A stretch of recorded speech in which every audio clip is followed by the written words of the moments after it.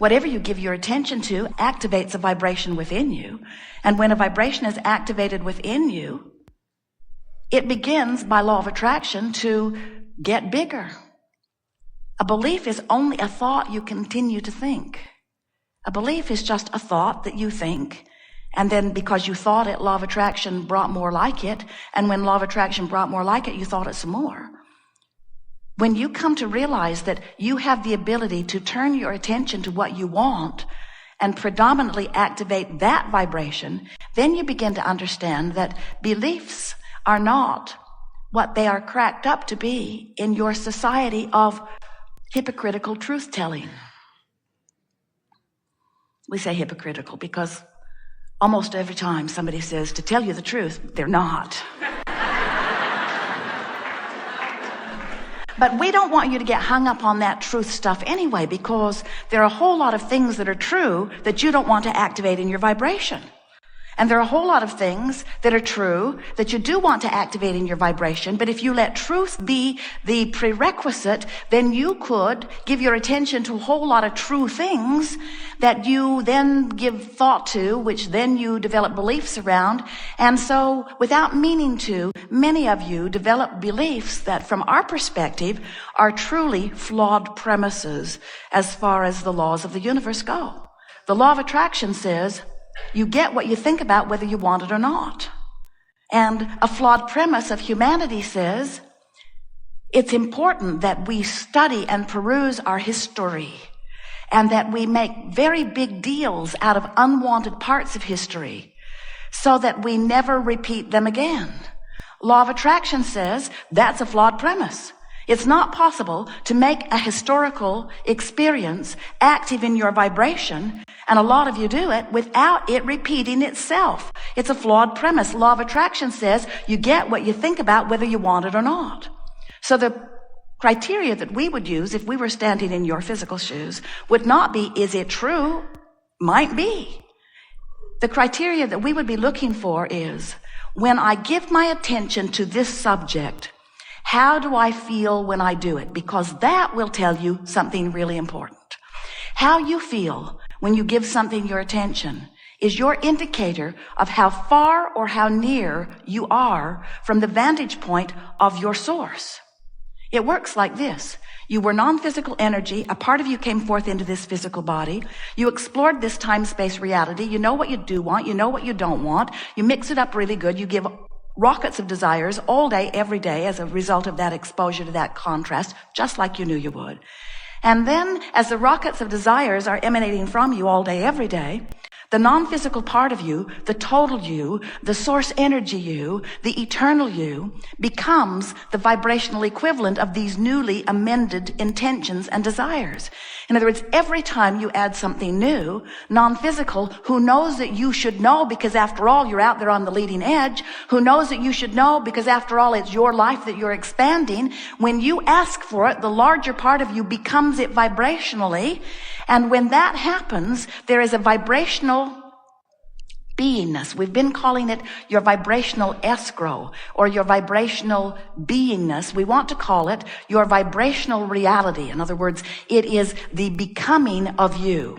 Now, from our vantage point, it's not the becoming of you, it's the having become of you.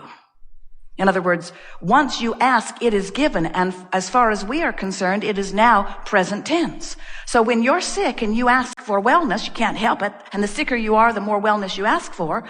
You have become it immediately. It's not future tense and it's no longer past tense. It's present tense. You are weller immediately. Many of you say, well, then where's my stuff? Still feels like future tense to me. And we say, when you remember, and it is something you will remember because it is something that you know, everything that you see in physical formation, everything that you call manifestation, everything that is actualized, all this knock-on wood stuff that you can see and smell and hear and taste and touch, all this stuff was preceded by a vibrational reality. Everything, the earth spinning in its orbit, it was vibrational reality first. And because thinkers thought upon it longer, when enough thinkers thought upon it, it began to take form enough that other thinkers could then experience the participation of it in manifested form. Everything is that way. You are magnificent beings, and you are incredible in your earthly achievements. But we want you to know, as bright and brilliant and willing and wanting as you are, you have not scraped enough dirt together and launched it into orbit. You are not launching planets into orbit. There's something bigger going on here than you can explain through the physical beingness and action of your time-space reality. So we want you to understand that when we talk about this vibrational reality, and we'll be talking about it all day long here today because it is a point of reference, it is one point of vibrational reality that the other part of you in your physical form is playing off of all day, every day. The reason you feel the emotions that you feel is because of the existence of this vibrational reality. And so we don't want you to blow it off, as Esther says. Don't blow this off as some sort of airy-fairy, non-physical mumbo-jumbo. Oh, my car's in my vibrational reality. Whoop-de-doo. We want you to understand it is in there along with your lover, along with your abundance, along with your magnificent feeling body.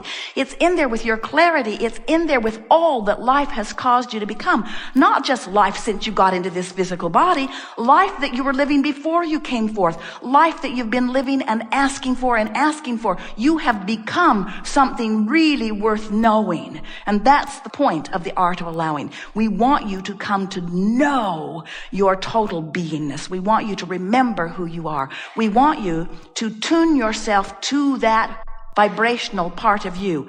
That is the criteria that we would use all day, every day, if we were wondering whether we should give our attention to this or this or this or this or this. How does it feel? How does it feel? And what that will tell you, if something doesn't feel good when you think about it, it means one really important thing.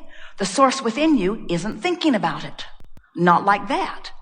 When you see something abhorrent in your environment and you hate it or loathe it or condemn it, that fear or anger or resentment or powerlessness that you feel is your indicator that you're way off frequency from who you really are. And some say, oh, in fact, Esther has said it. Abraham, please don't tell me Source loves that. We say, it isn't that Source loves that. It is that Source is not looking at that lackful thing that you are looking at. When you see someone sick and you empathize and feel fear for them or maybe for yourself, the reason you feel the fear is not because you're looking at a sick person. It's not sadness.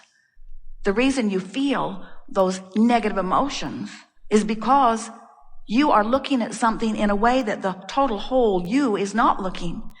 And when you do that, you set up a vibrational frequency that, in essence, separates you, that's too strong a word, but you get the point, from who you really are. You've introduced static into your vibration. And in doing so, you're using this maybe very valid thing as your excuse to not be who you really are. In other words, your guidance system has just shown you a false premise. You say, oh, but wait, everybody else at the funeral is crying. And we say, that's because they live under the false premise that there is loss here. Well, everybody else is feeling sad. That's because they live under the false premise that there is separation now that does not exist. Well, everybody else is sad. Well, that's because they're focused upon a feeling of not enoughness or lack or some injustice or something that shouldn't have happened. And the source within you will never look at this situation, at this magnificent life, who has now reemerged into non-physical, as something bad. How can you, every single one of you knows that you came forth through that which you call birth and that you will reemerge into non-physical through that which you call death, and yet almost 100% of you are all uptight and worried about your death and others. Imagine, after all of this beingness, after all of this physical coming and going and coming and going and coming and going, it is still your number one hang-up. False premises, false premises, false premises. Death is a bad thing the day you're born, or nearly so. Watch out, that could kill you. Watch out, that could kill you. Gotta be careful, that could kill you, that could kill you. And we say, It's not about something killing you. It's about this natural process of coming and mixing it up and living out here on the leading edge and coming to new intentions and causing those intentions to precede you into the expanded beingness that you are.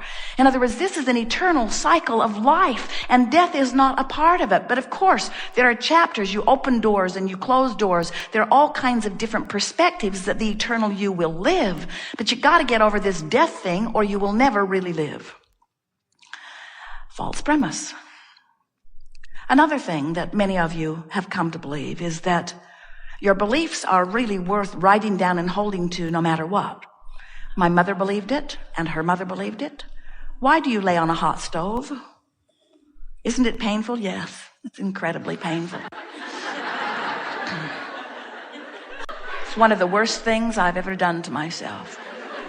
Why do you do it? Everyone in my family does this. It's just what we do.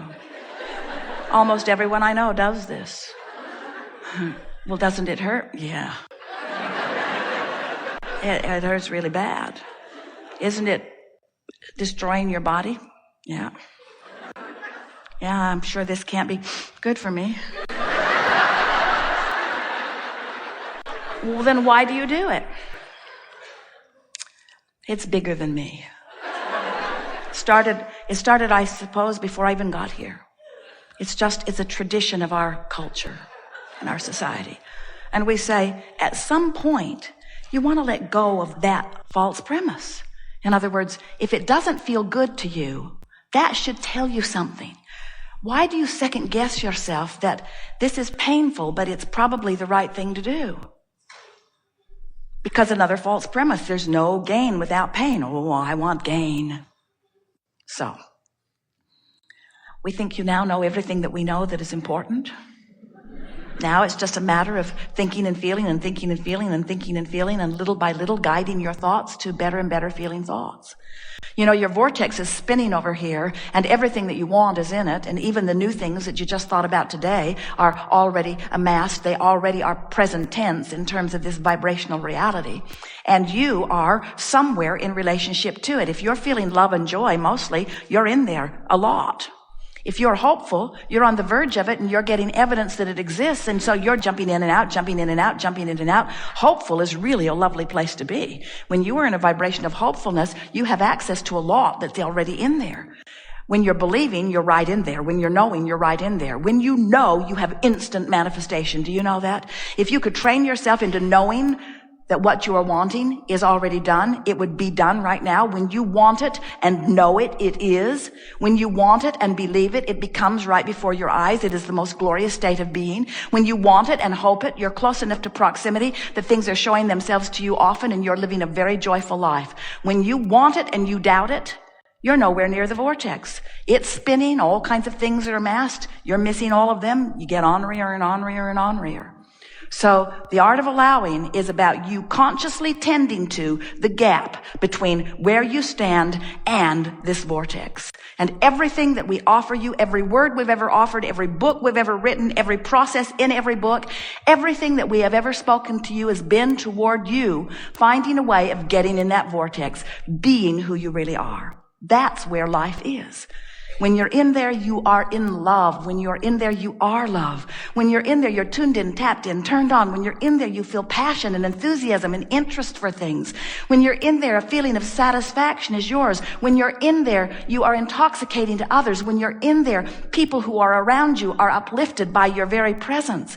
When you're in there, the best ideas occur to you. When you're in there, life is full and fast and fun. It's like being on the surfboard on that magnificent wave, and it's an eternal, never-ending run. You see, when you're in there, that's the way you intended to live life. And when you croak, that's where you'll be. Meantime, you can get in there if you want to be. And we hope that just by the feeling of what being in there is about, you can feel that not being in there is equally not pleasant. When you really know what you don't want, you ask proportionally for what you do want. In other words, your emotions are all about this mixture. Satisfying. Even as you are sitting here in this meeting today, tend to your vibration and try to get in the vortex. And here's what we mean. If you're in the vortex, Your thoughts about this gathering are things like, this is going to be fun, and I'm going to get what I came for. And people may ask my question even better than I might. And no matter who's in the chair, it will be a satisfying experience.